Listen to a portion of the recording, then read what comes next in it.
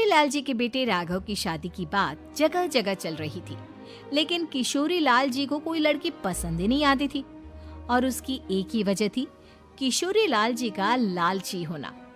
उनको लड़की वालों से मोटा दहेज चाहिए था और इसी चक्कर में एक दिन वो एक बहुत पैसे वाले के घर अपने बेटे का रिश्ता लेकर पहुंचे। उस आदमी का नाम था ओम प्रकाश।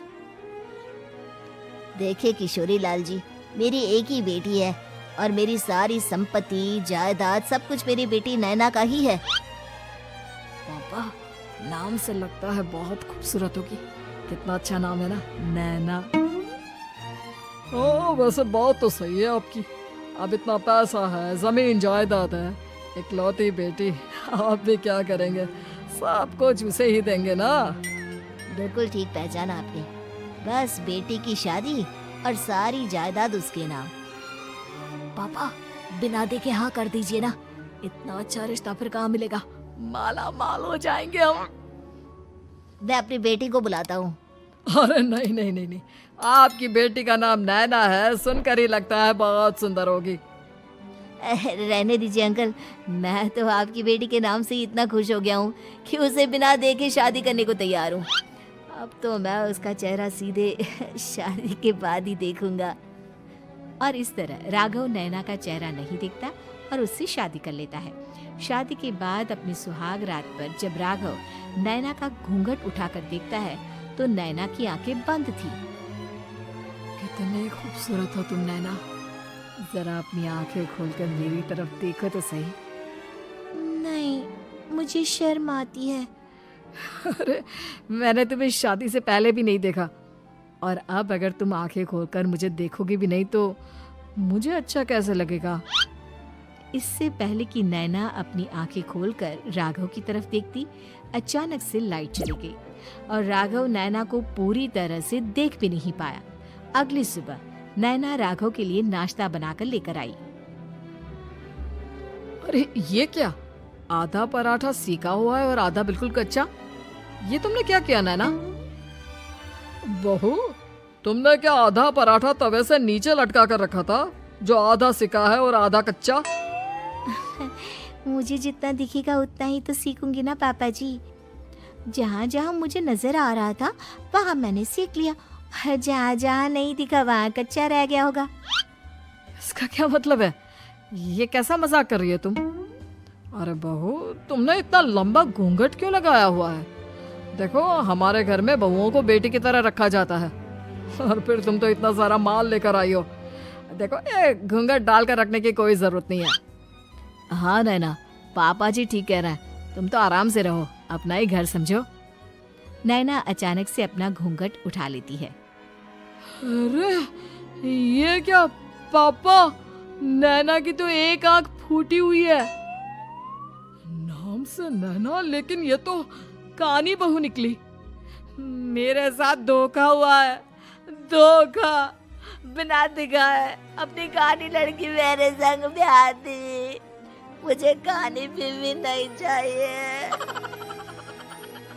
मुझे अभी ओम प्रकाश जी से बात करनी पड़ेगी।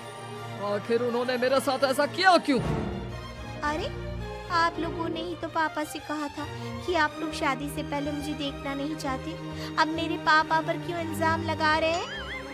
अरे लेकिन उन्हें बताना तो चाहिए था ना कि तुम कानी हो, एक आंख से तुम्हें दिखाई नहीं देता। किशोरी लाल और राघव नाराज होकर ओम प्रकाश को अपने घर बुलाते हैं। पापा जी, ये आपने क्या किया?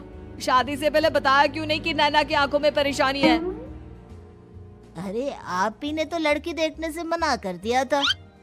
अरे लेकिन आप बता तो सकते थे।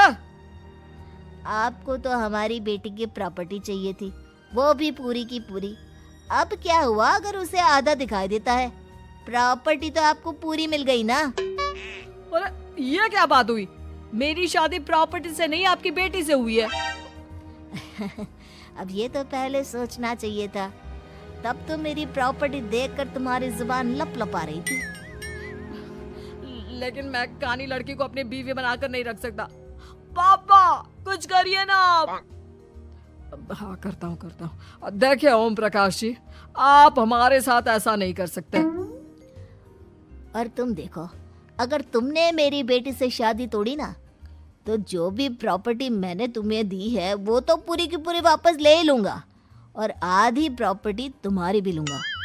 अरे मेरी आधी प्रॉपर्टी भला क्यों लेंगे आप? इसलिए क्योंकि मेरी बेटी को आधा नजर आता है और उसकी नजर अभी तक तुम्हारी आधी जायदाद पर ही पड़ी है। अब तुम उसे घर से निकालोगे तो कुछ तो लेकर जाएगी ना। और अगर हम आपकी बेटी को अपने घर की बहू बनाकर रखे तो? तो तुम्हारी पूरी प्रॉपर्टी तुम्हारी ही रहेगी और जो मैंने तुम्हें दिया है ना उसमें से बस मैं आधा लेकर जाऊंगा। अरे लेकिन अब आप अपनी दी हुई प्रॉपर्टी में से आधी वापस क्यों लेकर जाएंगे? अगर मैं आपकी बेटी को अपनी पत्नी बनाकर रखने को तैयार हूँ तो? इसलिए ताकि भविष्य में अगर तुम मेरी बेटी को धोखा दो तो उसके पास कुछ तो रहे जो पति का हो। वैसे मेरे पास तो बहुत कुछ है लेकिन अपने पति की कोई निशानी तो उसके पास होनी चाहिए ना। अब अगर तुमने मेरी बेटी को कहानी कहा तो तुम्हें प्रॉपर्टी भी कहानी ही मिलेगी, पूरी नहीं। जमाए राजा। किशोरी लाल और राघव समझ चुके थे कि वो बुरी तरह फंस चुके हैं और अब उनके पास वहां से निकलने का कोई चारा नहीं है। अब समझ में आया ना, लालच बुरी बला होती है। एक तो तुम्हें प्रॉपर्टी मिली, ऊपर से बीवी मिली, उसमें तुम्हें नखरे भी दिखाने हैं। आए बड़े, चुपचाप बैठो दोनों।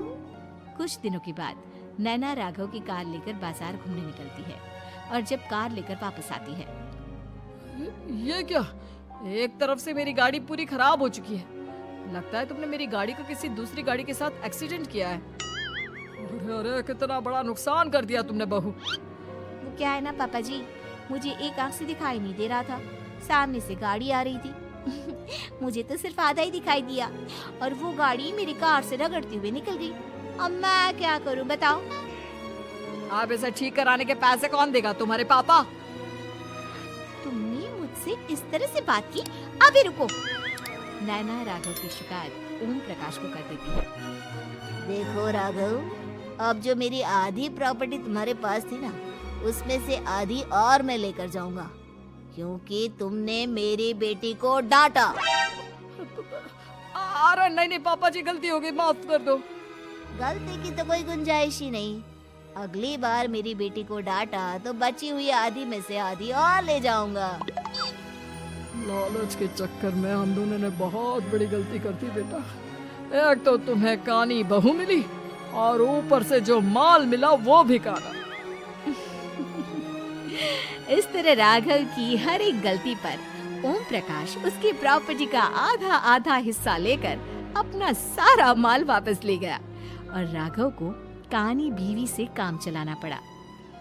भाई लालच वाकई में बुरी बला है।